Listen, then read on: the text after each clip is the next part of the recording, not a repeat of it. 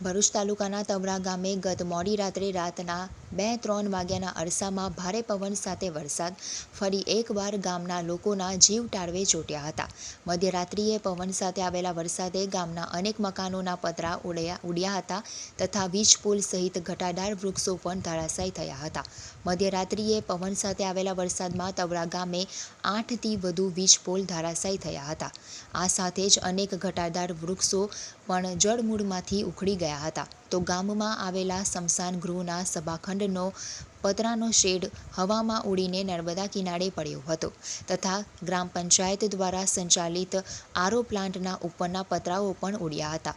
જોકે સદનસીબે આ ઘટનાઓમાં ગામના કોઈ પણ વ્યક્તિ કે પશુઓને કોઈ પ્રકારની ઈજા થઈ નથી, પરંતુ કમોસમી વરસાદને લીધે હાલ ગામના લોકોને ઘણું નુકસાન થયું છે.